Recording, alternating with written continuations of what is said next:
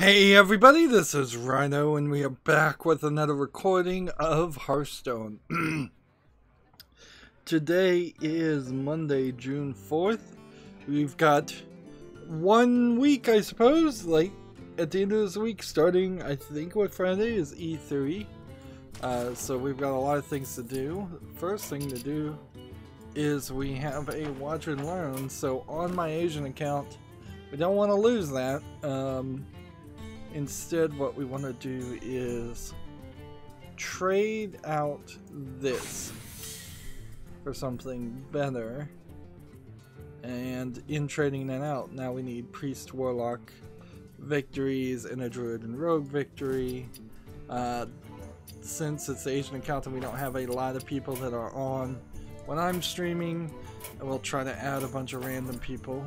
The Tavern Brawl comes back in a day. So let's hop into it and I assume go with some Priest gameplay. I doubt I have a great Warlock deck, but I guess we could try it for the first time. Anyways, so tons of news as usual. A little bit of a good news, a little bit of a bad news. Started playing Borderlands 2 and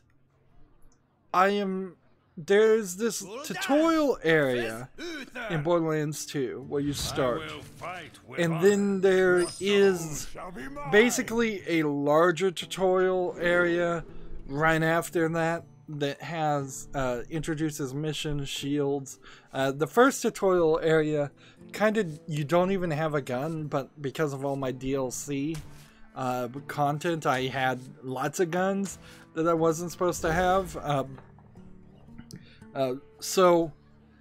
It's a very different experience, particularly considering I have like 98 golden keys. So yeah, as soon as I get to Sanctuary, which is a little bit of a slog, I don't really remember how long it is, but it feels like it's gonna be somewhere around 5 hours, 6, maybe even 10 hours before I can get to Sanctuary. So I'm right past the point where you fight Boom Boom, which is the first, like, I guess, memorable special fight, and before you fight the boss after Boom Boom, I would say. So I'm 4 hours into playing Borderlands 2, and I'm already bored. I'm playing as the assassin, and it's just like, man, this is such a slow grind. And the character doesn't move fast enough, and also this game is like 6 years old now, so the graphics are not looking that great. But I have also seen some concerning screenshots of Borderlands 3 where it seems like they're getting more and more away from the cartoony art style and more closer to an appearance that just looks like everything else that has ever been done as far as a first-person shooter game. Just a militaristic first-person shooter. Also, at least for the assassin character, he doesn't have any skill points that seem to increase experience. So they've taken that out from the first game. I also don't think that there are anywhere as many skills that you can upgrade in Borderlands 2. Inherently, the main problem I'm having in the first 4 hours, besides it just being slow and a slog for somebody who's played Borderlands 1 and all the DLC several times, is there's just not a good introduction to the characters. They desperately need for you to be able to play as each of the characters and then decide who you want to play as. So have that small intro section, intro tutorial section. Just put down a level 50 assassin and say, play as the assassin. Do you like these abilities? Do you like his action skill is. Do you like how this game's going to play? Because depending on the character you pick, you really are playing a rather different game based on your character in Borderlands 1 and 2. Since I played it as the Siren in Borderlands 1, nearly every time I played the game, it was always very fast-paced and designed around moving faster, where if you're playing as the sniper, that's probably rather slow-paced. And now I'm playing as the assassin, who is half fast-paced and half slow-paced. So the assassin in Borderlands 2, I think he's kind of a mixture between the sniper and the siren in a weird way. I've got to get through at least the main story, but maybe I'll take a break after the DLC. There's so much DLC. Another major problem is, since it imports in, like, Borderlands 2 knows that you have a save file for Borderlands 1 and it will give you a small reward, but it doesn't let you bring in any kind of skills or levels or upgrades. So I'm back to only being able to hold like 12 items and have 2 guns equipped, and I'm at level 1 when I start the game. It's a very slow experience, when in fact I'd rather just skip to the New Game Plus experience, where you can hold lots of guns, because the game is just not designed for the character that you start as. I'm already running into having too much inventory and playing menu hero, which is not something I want in my life ever.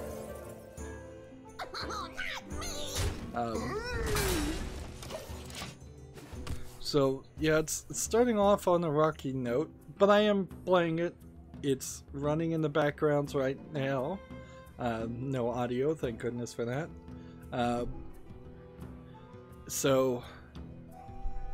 But there has been quite a bit of exhausted sighs too. Reporting for duty.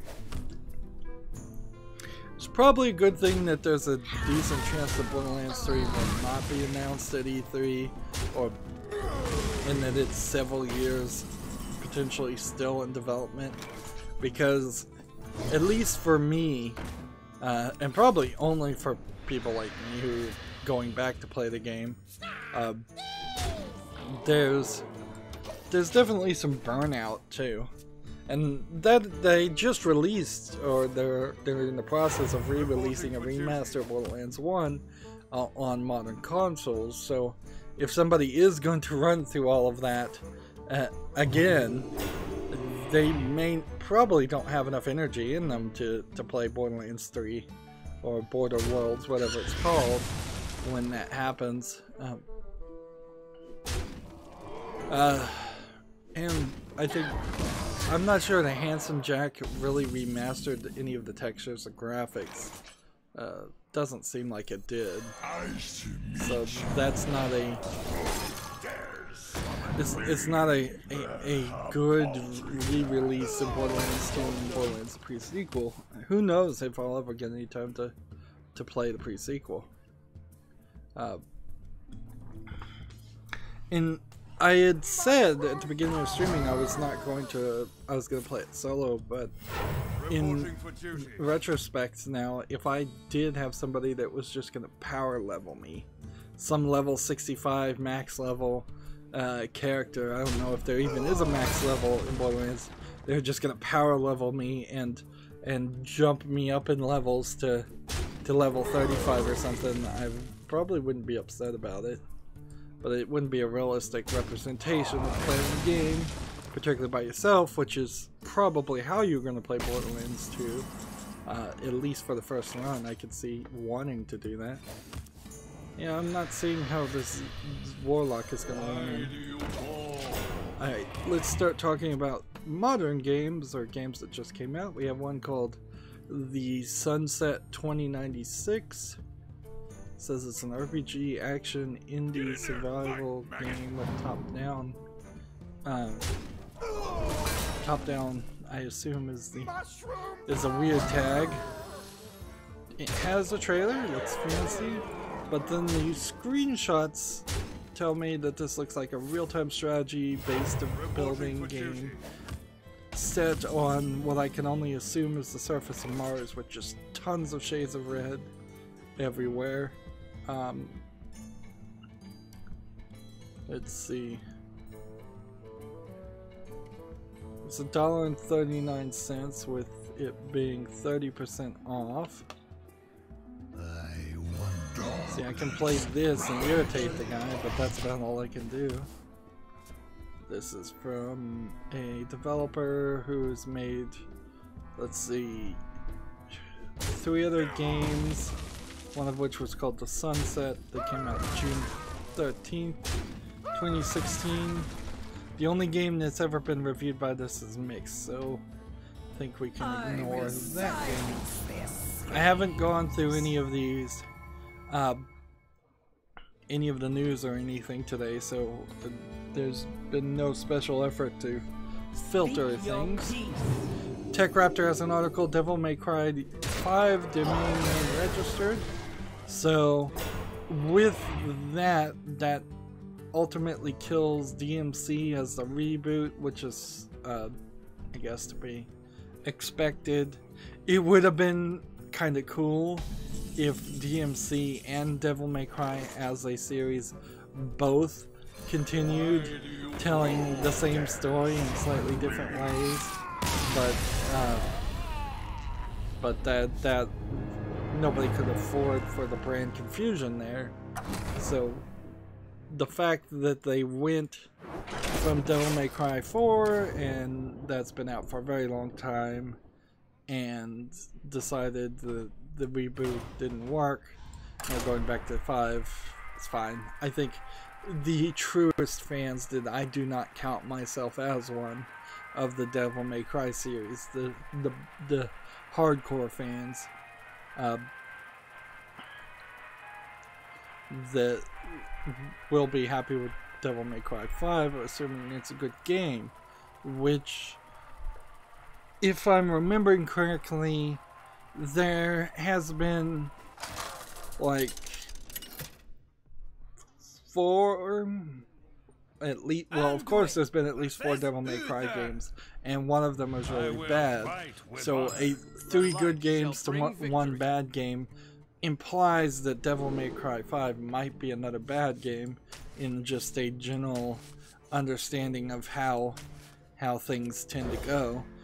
If you compare it to, say, like Assassin's Creed, where Assassin's Creed 1 wasn't that good, and then Assassin's Creed 2 and Brotherhood were good, but then Assassin's Creed Revelations wasn't that good, and then Assassin's Creed 4 wasn't that good, but then Black Flag was really good, and then there's Unity and Syndicate weren't very good, but Origins is good. Like the Assassin's Creed series, I guess, is an even worse example, because they don't even hit 50% as far as the good games versus the bad games. But it does kind of feel like 5 might be bad. However, there's been enough time for them to try to avoid that, and with enough time and with enough effort, one has to believe that you can ensure every sequel in your series is good. The Mario series, for example, is pretty obvious on that. Like Super Mario Brothers 2, the original Super Mario Bros. 2, that are known as the Lost Levels in the West, is kind of the only example of a bad game at the beginning. Let's just silence this guy while we're doing it. But Mario Brothers 1, Mario Brothers 2 as it was released in the West, which was I think it was a Doki Doki Panic game. No, it was something else. and then Super Mario Brothers 3, and then Super Mario World on Super NES. Like, you could say Sunshine was bad, certainly, but Galaxy was good. So, because the Zelda series isn't a great example of a series where they just take their time and make sure it's good, or they don't release it. So I think Devil May Cry has a slightly better chance because of the passion behind it and the time they're taking to be a good game. But it does run up into the danger of being a bad game, particularly since I'm pretty sure this is Capcom, and Capcom is pretty notorious for releasing bad games of beloved series. Bad money grabs for Resident Evil being a great example of that. But then again, Resident Evil 7 may have been a turning ground for them, and they may have decided to stop doing that. We'll have to see. There is certainly a lot of interest in my head for a new Devil May Cry, even as somebody who admittedly isn't the biggest fan ever of him.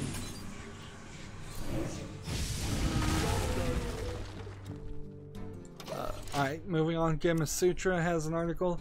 macOS has an updated App Store on the way, complete with a new review API. Let's see. Reporting for duty. One of the things that is going to happen is they are getting rid of the OpenGL support, OpenGL ES in particular. So that inherently means that a lot of games are not going to be supported anymore, and a lot of programs are just not going to be supported anymore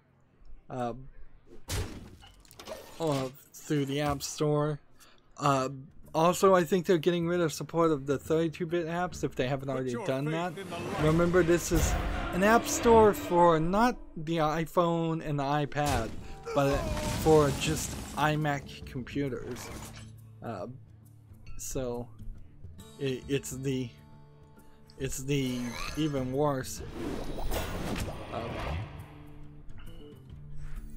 You are the Shadow's puppet. Let's just keep on I hope doing you like my this. invention. And then in the turn.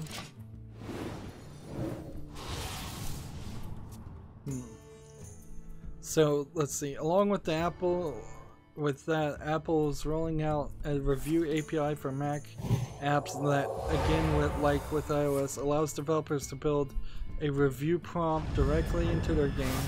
This allows players to publish star rankings and brief text review without leaving the app.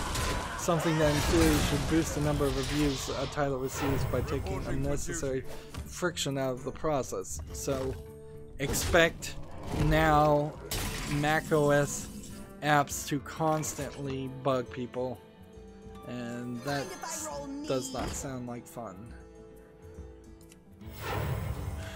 I'm losing here. I don't know how I lost so much health in one turn. So big changes for macOS as I understand it. No more 32-bit apps, so anybody with an old game is not going to be allowed on the App Store, but I think also it's going to pop up a warning saying that the code's not optimized just because it's a 32-bit app. And I wouldn't be surprised if they even try to go to the point where they disallow people from actually playing their old games on Mac. Gaming on Mac is definitely not the best way to game, certainly, but if you have a Mac, there are certainly a lot of old games that can be played on it. I've been trying to see if I could find somebody with a MacBook or a Mac OS product to see how the Lego games would run on them. FTL, I'm sure would run fine. Plague Inc., I'm sure would run fine. Binding of Isaac, I'm sure would run fine. Any Hearthstone, I imagine, will run fine.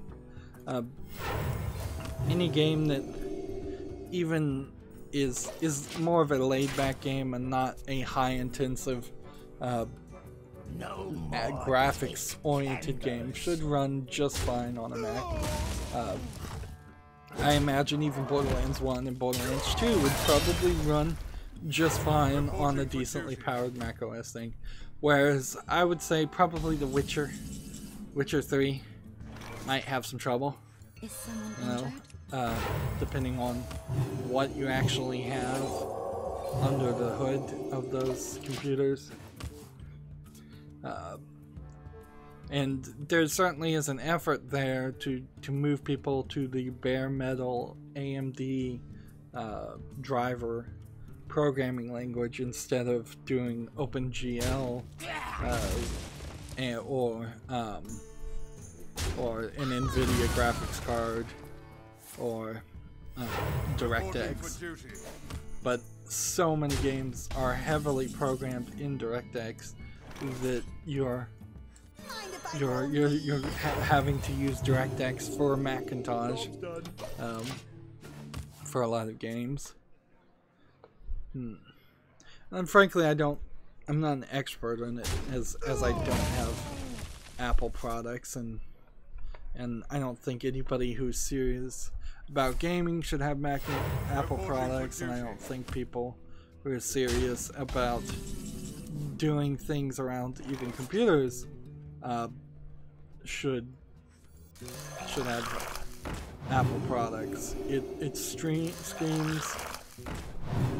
a laziness to learn Windows and deal with Windows.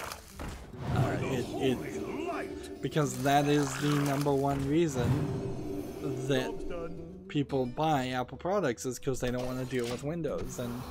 And as somebody who's dealing with Windows 10, it's not really a big deal.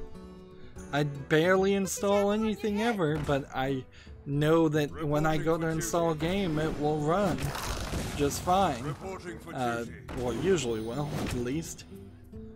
When I want to try some random program, I know it will be programmed for Windows and work for Windows.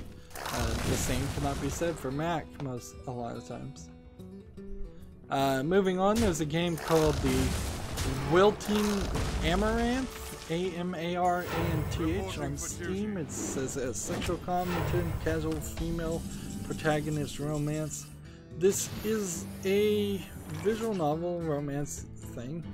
I will give it some points for having a different art style, and this is not an attempt, it seems, at all to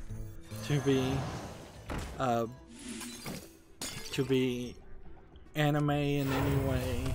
It's instead its own thing, as best as I can explain it. It's a really good Western art style of animation, is what I would call it, and I can't really call it anything else. On top of that, there's a nice, well-textured paper-like background that is behind all the dialogue boxes. The characters, on the other hand, it seems like there's only 2 characters, so it is also, I guess, not going for that Japanese style of having multiple people to pick from. And I think inherently for a visual novel, I think that's where there is kind of this divide, that this game only supports English. It's 10% off for $4.49. Yeah, there definitely is a divide when there's maybe in this game only 2 potential, maybe 3, I guess, if the protagonist is not even a character shown on screen. If you're not doing like, okay, yeah, it says under features 2 character routes, 3 to 5 hours of gameplay. yeah, if you're not doing 4 or 5 different people that you could pick and branching it, it's more like you're just telling an animated story, which would probably be better done as a comic book. And that is the weird part about this. This developer has made, I think, maybe 3 or 4 other games, one of which is rated positive.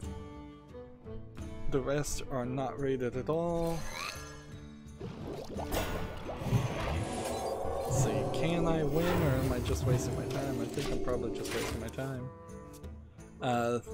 Since there's only two character paths in this game, that you don't have a large variety of character styles. There's one with pink hair, one with brown hair, and one with black hair, and I wouldn't be surprised if you're playing as the character with brown hair. Reporting for duty. It doesn't look bad, but I don't know where I am at with visual novels, other than I would definitely do want to cover them, even if I'm not gonna play them because of YouTube. Worth mentioning that YouTube Creators Studio had a video, and in the title it said update on the YouTube Partner Program, or YouTube Partner Program update, I think was the exact phrase. And all it was a sentence saying, yes, we're still working on getting all of the accounts that we were supposed to have already approved for the YouTube Partner Program months ago approved. So the thing that's been going on behind the scene and hasn't been talked about too much is that anybody who did not automatically get grandfathered into the YouTube Partner Program by having over 4,000 watch hours, which is one person watching for an entire half of a year, and over 1,000 subscribers, which is what knocked me out, because I didn't have that much watch hours. I simply did not have 1,000 subscribers, which it's kind of ridiculous that they require you have 1,000 subscribers when they don't even care about subscribers, and since then have messed with the subscription feed to the point where they're saying, well, yeah, we don't really care what the subscribers want. Even if I had the day after I'd been kicked out of the YouTube Partner Program gone from 999 to 1,000 subscribers and been approved, it doesn't matter. I still wouldn't have been approved by this point, because basically nobody's been approved. And the way they're looking at it is they're looking at the people with the most amount of subscribers and watch time first for approval, and so they're not even treating people fairly. It is blatant and clear preference. Let's spectate. We have a watch and learn, so this will be good enough to watch.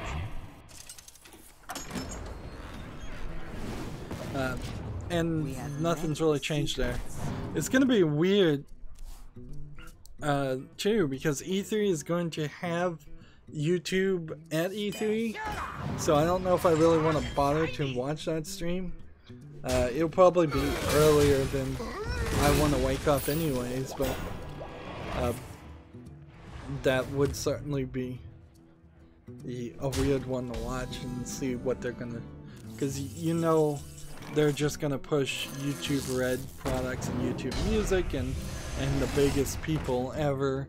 They'll probably have celebrities like Markiplier or something on the set, on the stage, and they'll have nothing to say, because it's going to be really hard for YouTube to say that they support love gamers and streamers of games and video game critics when they really don't care whatsoever and haven't done anything for them. I thought it would be funny to go to like VidCon and just sit in front of it with a cardboard and a jar begging for money, and just have a cardboard sign that says, "Please help, small-time YouTuber, any pennies will do," and just protest the thing. If I was closer and bolder, I might do something like that. Fortunately, it's not worth the effort. But it'd be funny if somebody was going to VidCon and just in the front they're just begging for money, because that's every small YouTuber. All we were ever getting was pennies, and YouTube stole that from us. Meanwhile, there's still articles about the big people they're supposedly getting all that money now, talking about how they're burned out and how they can't make money either, so it's just falling apart everywhere. TechRaptor has a article, Red Dead Redemption 2 to feature PlayStation exclusive content, editions detailed. There's our watch and learn, that didn't take too long. So let's open that. Let's see. Special edition will be $79.99. It will include a bank robbery mission and gang hideout, a dappled black thoroughbred horse, a talisman and medallion gameplay bonuses, which interesting that there's going to be magic and talismans in the game. The Nuevo Paraiso gunslinger outfit, free access to additional weapons, and gameplay boost, cash bonuses, and discounts, which screams, I suppose, that Red Dead Redemption 2 is going to have microtransactions. Interesting. 3 of these cards were new. Or 2 of them were new. Well, one of them was new. Whatever.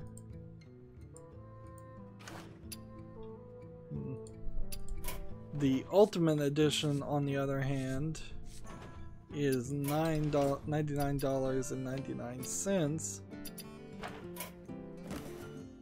Let's see, we're still looking for Priest and Warlock or Druid and Rogue. Let's see if we can keep it interesting and try a Druid or Rogue victory. Jeez, I don't want to play Hand Druid, that thing never wins. Okay, the Ultimate Edition includes the Black Chestnut Thoroughbred Horse, bonus outfits for your online character, rank bonuses, free Survivor Camp theme, free access to additional weapons online, plus everything I mentioned before.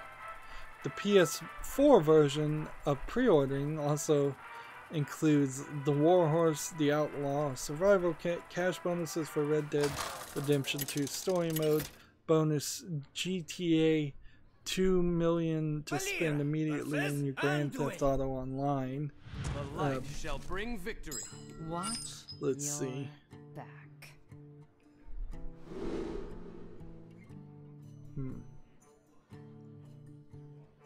There seems to be no indication here that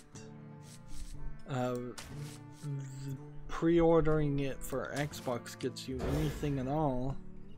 The game is scheduled for release October 26, 2018, by the way. Everything I just heard about Red Dead Redemption 2 makes me very fearful for the success of the product and less likely to want to play. Because it seems like they are doing a lot of microtransactions and GTA Online stuff in it, and I don't even have a guarantee in my head that it is a good product to begin with. So, seeing that they've sold out before they've even shown trailers of the game to catch my attention says something. Of course, there's also the issue that Red Dead Redemption 2 was not coming to PC, and I knew that, so I'm fine. Maybe one day Red Dead Redemption 1 will come to PC, or the game that is the predecessor to that, which is Red Dead something else.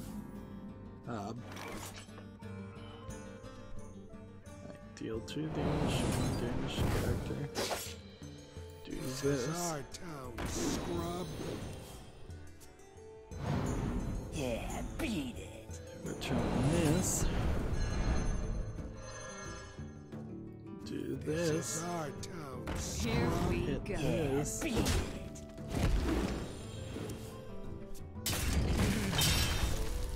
And combo this up to that. Enter. PC Gamer has an article, Jurassic World Jeeps are coming to Rocket League. So there's more promotion of Jurassic World.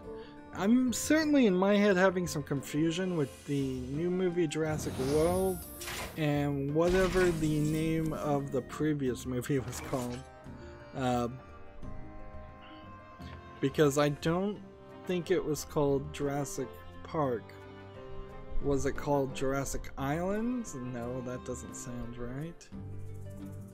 Ooh, monsters behind you. Let's just power up this guy You're too. looking at me.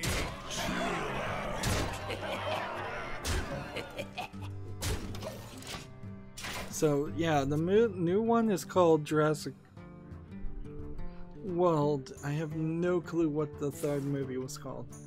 I know it was Jurassic Park 2. And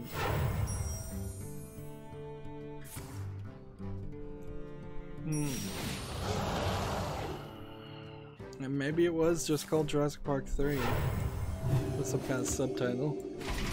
You have better. Moving on, PC Gamer has an article. NVIDIA CEOs, it will be a long time before next-gen GeForce GPUs, which kind of makes sense. They just, with the 10 series, had introduced their new CUDA core technology.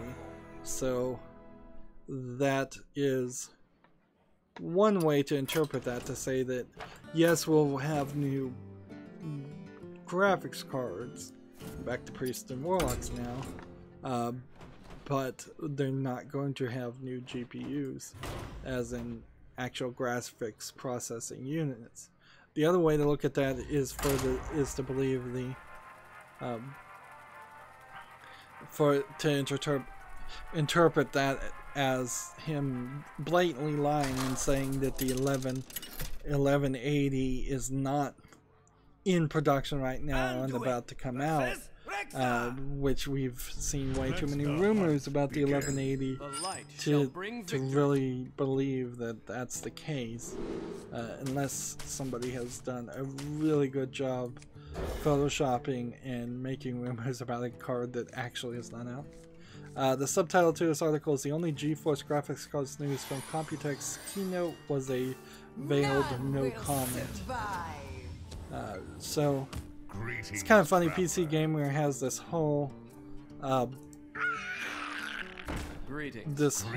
article to really talk about how there's nothing to say as far as NVIDIA. It's a little weird that they came out of Computex and didn't announce something, but not crazy. Moving on, PC Gamer also has an article. Microsoft is making a giant open source play by acquiring GitHub for $7.5 billion. The leading software development platform will soon belong to Microsoft. There's several other Git repositories out there, but GitHub, for like for instance, GitLab is one referenced in this article, but people have not been very fast or eager to move away from GitHub. Of course, if you're not developing software, you're probably never using GitHub anyways.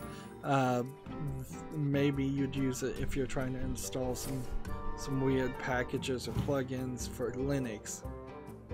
That's my only real experience with it. And every now and then I'll follow software, hoping one day for the software to actually work. and end up on the GitHub page. But for most people, you're easily well enough off by not even knowing what GitHub is. Let's go play this.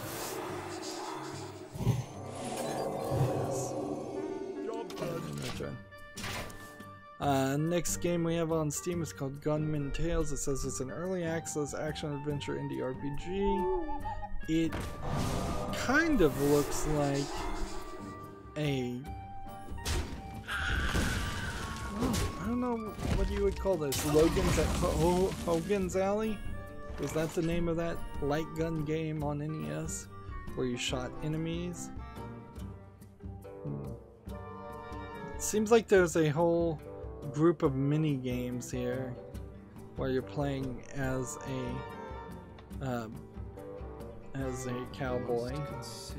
It's almost like if you were trying to make something like Oregon Trail but make it a better game.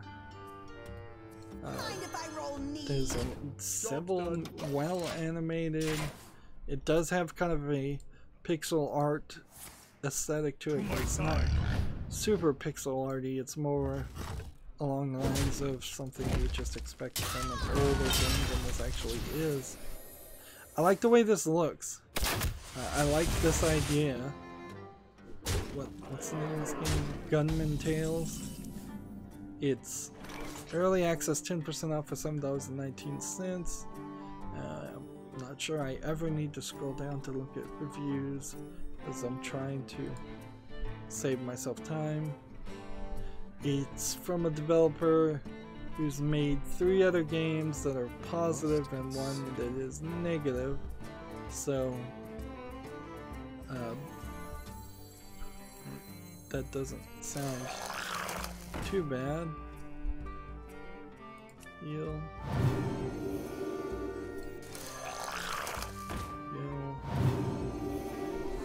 Kill this one in return. So yeah, Gunman Tales, one going to the wish list. Feels like a game that could easily be a sleeper hit and something people will, if people actually see it, people would actually like. Which is what we're always on the lookout for when looking for new games, is what is something that the mainstream video game media is going to forget or not see or miss, but actually does look interesting. As a side story, the Go series, most notably that would be Hitman Go, Lara Croft Go, and Deus Ex Go. I'm not sure if there were any other Go series from Square Enix, has now been officially canceled, put on hold. The idea there, I imagine, is that since they don't have the license to Hitman anymore, it would just be Lara Croft Go and Deus Ex Go, and since Deus Ex isn't succeeding greatly, then that just leaves you with Lara Croft Go, and since Lara Croft is still not playing a major role as a entire genre series, it has some problems too. By all rights, that is Lara Croft is a severely underdeveloped product license, because there should be the main game, there should be a side game, there have been side games, they didn't catch people's attention, and there should be a Lara Croft Go game, and that didn't catch people's attention either. So, seems like Square Enix, with their management interference, fails to really let a game like that thrive. It wouldn't have been a bad idea I will for them fight to with let honor. her The light be shall in a bring Telltale victory. game. Just license out Warcraft to a Telltale game and say, alright, that will allow them to tell a story and do something very interesting. I think of all of this right now because there's an announcement that has been teased for Hitman, which is not Square Enix anymore, for June 7th, so very possibly Hitman Season 2, question mark, or I'm a definitive edition, maybe. But I think the definitive edition has already come out. Yeah, the definitive edition came out in May, so unless there's a new place to release it, I'm not sure what you could do with that. Let's do this. And in the turn, PC Gamer has an article. Amazon's Fallout 76 pre-order page originally indicated the July release date. Could be a mistake, or it could be a sign of things to come. I think everybody has heard from everybody. This is like one of the worst kept secrets that we've seen in the video game industry for a while. I think everybody has heard from everybody that this game, Fallout 76, is probably going to be available for purchase as it's announced at E3 at the end of the week. There's still a lot of speculation on what it is, and not a lot of detail there, but if you're to believe Amazon, it is selling for like $50 on PC and $60 on Xbox One, which seems weird. So it's like a full price product. Of course, could be that the listing's real and the price is wrong. Like any number of things could be the truth there.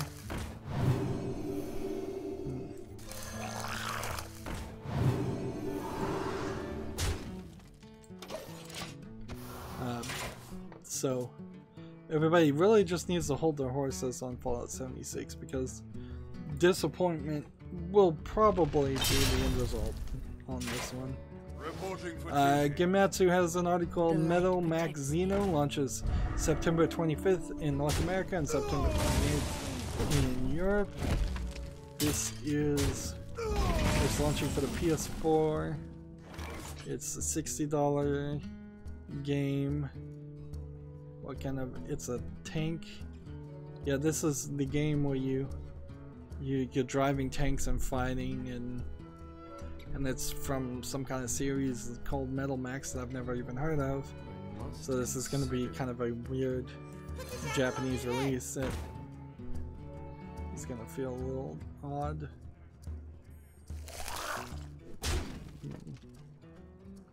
Just coins. Or waste. I'm getting little hints of music in the background. I wonder if that is Borderlands 2 playing music in the background because I didn't mute it. Either that or there's music happening outside of my house that I'm hearing through my headphones and microphone. We've got a game on Steam called Box It. It says it's a classic arcade puzzle game from different perspectives with 300 puzzles to solve and full workshop support. So this is kind of an asset flip, but I think it would be a little unfair to just immediately dismiss it as that, because it seems like it's a box pushing puzzle game that has taken assets and done something rather nice with them. It is a third-person over-the-shoulder puzzle game where you're playing as an actual human pushing boxes.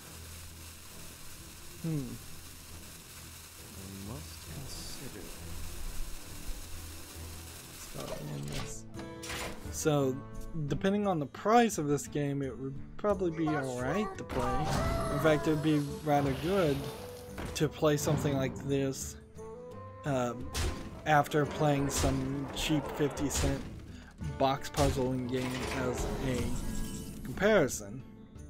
The problem I'm seeing here, and it may not kill it, is that there is DLC here for different maps and DLC for different level packs, which really does kind of feel like this is a pretty low effort game, and I'm not sure I want to reward the amount of low effortness here on this thing. But it is an actual game, and it's actually, see, it looks like it works. And the one thing I always want to do is try to reward people that make a finished product instead of making a garbage products. So I'm gonna go out on a limb and wishlist box it. Even though I know this is just pre-bought assets that are getting resold. For the most part, they've been mixed together to make a very simplistic game that I think a good single person could make a video game like this. The price is way too expensive at $5. This should be a $1 game, but that's something I'm willing to overlook and keep it on my wish list and then reevaluate it if it ever goes on sale. Inherently, a significant portion of, let's just play casual at this point, we're not getting anywhere with ranked. A significant portion of what's on my wish list are games that as soon as I see the name, as soon as I see the thumbnail, I immediately know what the game is, remember the game, and want to play it. Where Boxed It is going to be a game where I'm like, it's in the other category of like, what is this game? Why is it on the wish list? I know I'll forget it almost instantly. Kimetsu has an article, YouTube Live at E3 2018 announced. It says it starts Sunday. Let's see.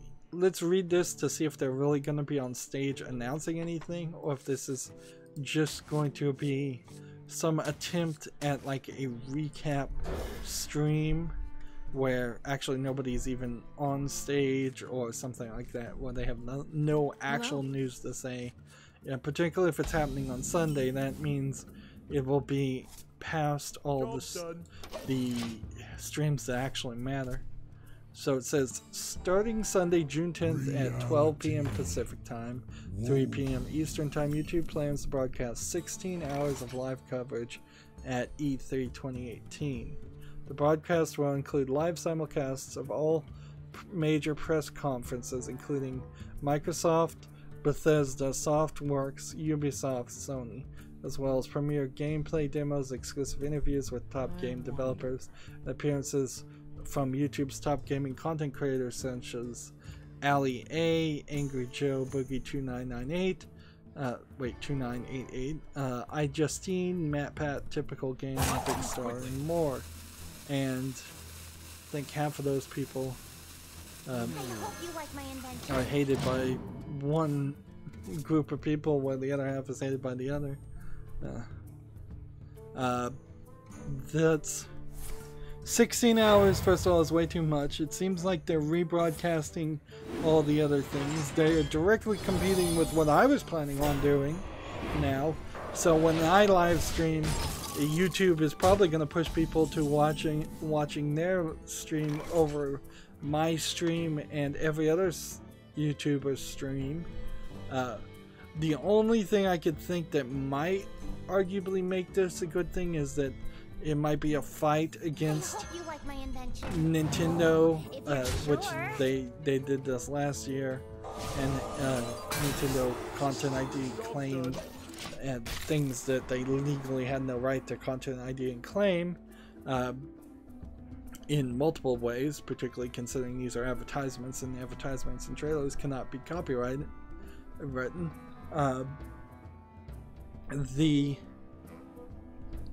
Maybe this is an attempt to stop that, but the bigger thing is this is YouTube literally trying to get views for their own benefit against their partners.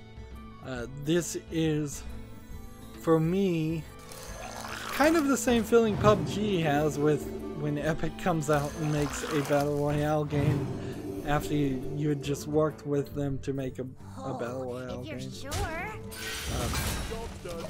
Which, fair, I guess competition is competition, but it's not fair competition when the people who are making the video also own the service and can push and cheat so that views go on there. It says, continuing on Monday, June 11th, popular Twitch streamer Tyler Ninja Blevins will join Jeff Cayley, which is he's the guy kind of in charge of E3, or sort of. He's a big guy, at the very least, a big deal person. He'll join him as special host, and music producer DJ Marshmallow will join Ninja for a live Let's Play and debut of his new track Tell Me for North Carolina album Joy Time 2 due out June 22nd. What in the heck does that have to do with E3? Like, this is really just the crazy. We've got to promote everything and anything. We've got to get as many ads for things out during E3 as possible. I have half a thought that everybody will also be wearing Twitch hats and drinking Coca-Cola and eating Wendy's burgers and going to Taco Bell or something. It's like it seems like it's gonna turn into a NASCAR thing where there's just patches all over the people's outfits. Hey, give me that. Well, that doesn't inherently change my plans, because fortunately, at least for my channel, because it has no chance of success in the first place, I can just do whatever I want to do anyways, and I guess that's what I'll do. So I'm going to cover the E3 things I'm awake for. As for YouTube Live at E3, yeah, they're just rebroadcasting things. They're not going to have anything to announce or say. And even if they did announce something interesting, don't worry, I'll get that information and rebroadcast that later. I'll report on it. So I won't rebroadcast, I'll just report saying, yeah, they said they were going to do something, this and this. Moving on, next game we have on Steam is called Shiver the Lilies Requiem Collector's Edition. This is a hidden object game from our friends Big Fish Games, who flood Steam in a very, I guess, sort of responsible way. They seem to only release one hidden object game a week, maybe two, maybe three very well spaced out games a week at most, whereas most of the people who flood Steam flood them with a lot of garbage quality product in very quick succession. And I wouldn't say that the Big Fish games are garbage quality. I would say they are actually pretty good quality hidden object games. The problem is they are way too expensive just because they have collector's edition on the name of them. So this one is 0 discount for $12.99. And I think I'm done with hidden object games, frankly. Like, I don't see a real reason to get them. They're not speeding up my process in any way of covering games and getting more content out there. Nor does it really seem like making more content does anything for my channel really too much. Once they get to this point as a mage, there's no way to win for any of my decks. It's a silly thing to say, but it pretty much is the case. It's like, once they can get the ability to create elementals that do lifesteal damage, there's no way to win. Next game we have on Steam is called Metis 1. It says it's an action shoot 'em up local co-op game. Is it single player? Two? Yes. This is a very pixely game, like MS Paint pixel graphics. Looks like garbage. It's $7.99 and it's not worth 99 cents, so let's close that. Move that on. Oops. I played that out of order by far. Shells up! TechRaptor has a article, Agony Review - Burnt Out on Hell. The thing I heard is that a lot of Agony's gameplay has you wandering around areas and double crossing your path, so you'll go from one place to another place and to solve a puzzle and unlock a door, and then you'll have to go back to where you were again for another reason to get like a different key, and so you're just crossing the same hallways over and over again in a very boring way. That the voice acting is really bad was another criticism. That it's incredibly dark and not that much is happening. So I really haven't heard anybody having anything too good to say about Agony, and it's not, at least people are swearing up and down that it's not because it's a game set in hell. A lot of people, myself included, would have been very happy to see a game set in hell and push the boundaries, but the actual gameplay, the actual voice acting, the actual story is just not there. TechRaptor's final chapter on this review says Agony has decent ideas, but it fails to explore them in a meaningful way. There are moments where I can see Madmind's vision, but both the mechanics and world development bring everything down. Hell has some gorgeous vistas, however, if you can put up with the agonizing gameplay, it's worth playing through once to witness them. Just be sure no one walks in on you while doing so, which, remember that Agony is still full of the demon with the breasts.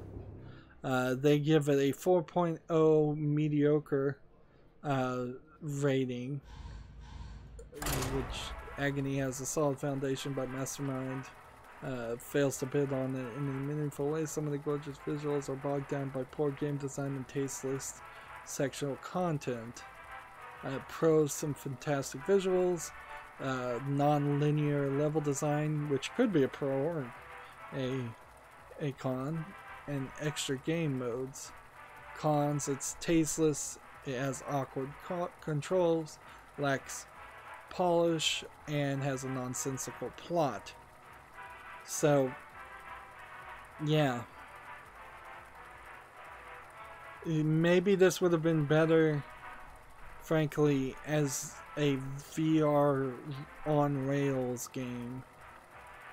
I'm not a huge protagonist or not protagonist, but fan of on rails games. Not very many people are, but in this instance, it might be better if they had just told you the story and had you interact not at all, like a tunnel of horror type experience, or a scary movie. Agony very well could have been a animated direct-to-DVD movie and satisfied their goals better, because it seems like their goals were designed around having showing some pretty visuals and not really having any gameplay. That is something I think every video game creator, developer has to think about is, do I really know how to and want interaction in my story? Or like the visual novel that we saw earlier today, is it better to just, or am I just trying to tell a story that I don't want people to be able to deviate from? Let's not do that. And that is part of the divide between a Japanese visual novel where you have 5 equally likely women or men that you could pair up with at the end, and you're leaving it open to the player to decide the fate of the story, compared to many Western visual novels where it's literally just a novel in visual form and it takes all interactivity out, or very little choice out.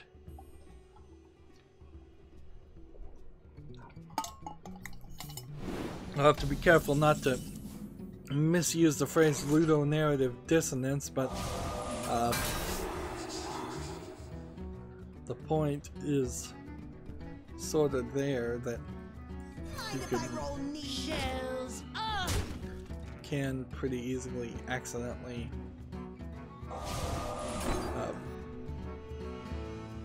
remove control from the player. We've got a game called Professor Madhouse on Steam. It's an adventure indie casual. Let's see, Professor Madhouse is an adventure game for logic for young children. Let's see. It kind of looks like it is a children-ified Incredible Machine-esque point-and-click adventure game. Doesn't seem like it really has levels as much as you go through a story, and each story would be a level.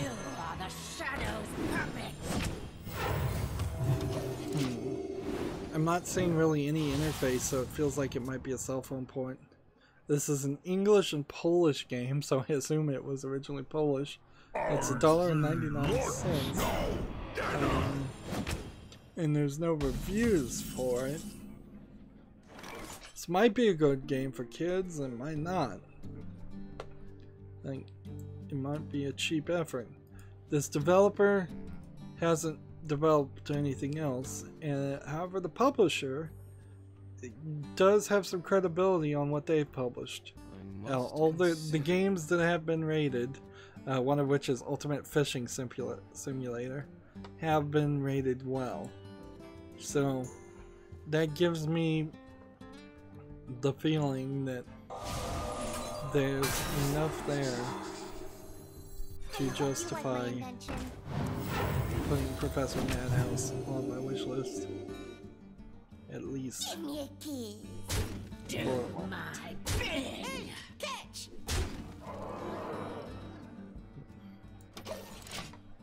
So we're doing pretty good today if we've already got 2 games that I'm willing to roll the dice on. Next game we have is called Skip Chaser. It's a action indie RPG twin stick shooter roguelike. Roguelike games in particular, a lot of people are burned down on them. I think myself very possibly included. Let's see. This guy would kill that, and that, and that. So this,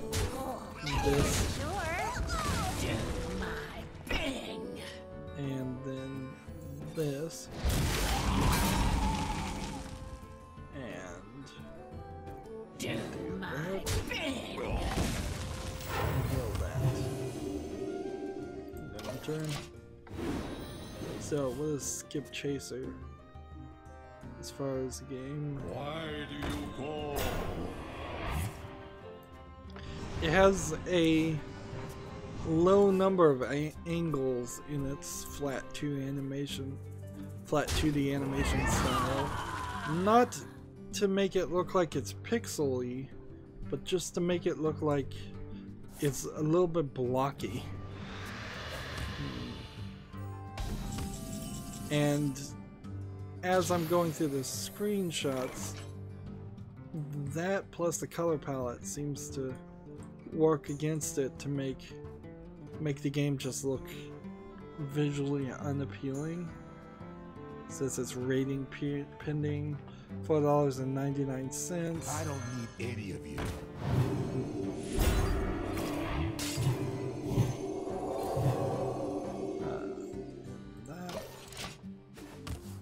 Let's see. And are there any reviews? Let's see, 22 positive reviews, 3 negative reviews.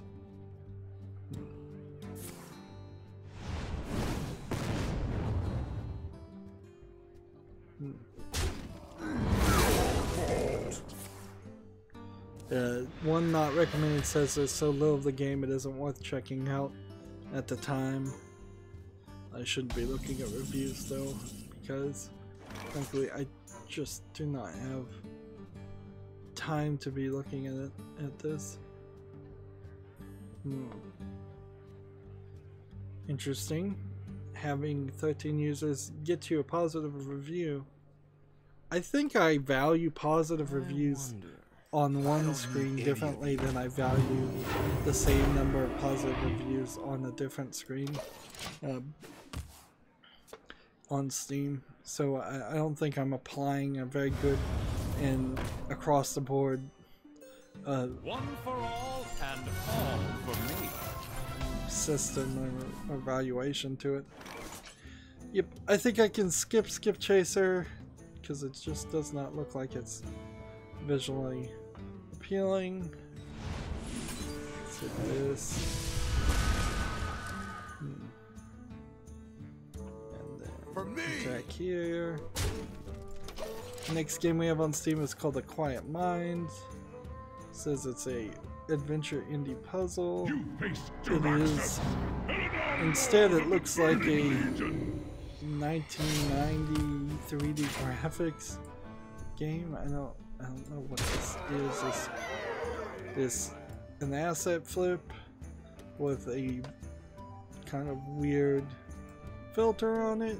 It probably is. There's just a little too much randomness in it. It says it's an adventure indie puzzle, but it looks to me like it's just garbage. And it's $1.99. It says solve puzzles that calm your mind. It's the only game from this developer, and I don't trust it, so I'm gonna close A Quiet Mind. Mind if I roll knee? For me! I can't do that. Let's keep on attacking. The next game we have on Steam is called The Piano. It's an indie adventure action horror game. It's got a trailer on it that is definitely trying to convince you to like the game. And put some real polish into this professional looking trailer. What does the real game look like though? It kind of looks like it might be a bit of an Alan Wake walk around and see some horrific events. Not inherently bad on the offset. The graphics do not look great. That is an issue. It's 25% off for $7.49. I think it's really trying though. Let's see.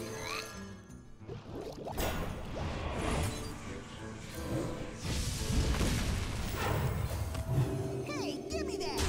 So the first review of 2 reviews says the game is a bit rough in its current state. While some horror elements exist and the story seems interesting enough to get involved in, the net of glitches and awkward pauses kind of ruined it for me. Graphics are about PS3 quality, levels are very simplistic, environments are not believable, at least the beginning stages. There are lots of clipping graphics and other visual glitches, like entire buildings having see-through textures, looking behind buildings to see through the world. There's a cool cartoonish cutscene at one point. And then the other positive review is long, and I don't read positive reviews. Unbelievable! So, I hope you like my invention. let's go ahead and squelch this guy. Since I have like no spells in this deck that could do 11 damage, I've already lost. The piano, I think, is probably not worth wishlisting, but I'm feeling generous, so I'm gonna probably do it anyways, just to keep an eye on it. There's a large collection of games on Steam that are similar to the piano, attempts by a single person to make a horror story and do it with a definite lack of ability to actually animate and make a proper game. And in a weird way, we kind of always go back to the same issue over and over again, where there's literally just a desire to tell a story but not an ability to make a game, or a desire to make a game but not an ability to tell a story, or there's a desire to show some fancy visuals but not an ability to make a game or tell a story. That has been kind of this running theme, whether you're talking about visual novels that really don't add gameplay mechanics, or agony that doesn't really add gameplay mechanics or tell an interesting story but have some interesting visuals. Anyways, it's been an hour and 18 minutes. My timer is a little different right now, so I am gonna run for slightly over an hour today. Also, I think it doesn't hurt anything to leave this and move over to the European. It's very possible that while I'm not intentionally planning on having E3 footage intertwine with me playing Hearthstone, I do think I will try to, I might be playing Hearthstone just in the background on my second screen if some of these streams get long, because there are long parts where people are just talking. That's going to be it for this recording. As always, I ask you to like, share, subscribe, comment, and watch every second of my videos. If you want a friend to follow me on any social media sites, there's a whole bunch of links down below in the description box. And if you want to support me even further, gift me a game on Steam. Thank you for watching. Have a good evening.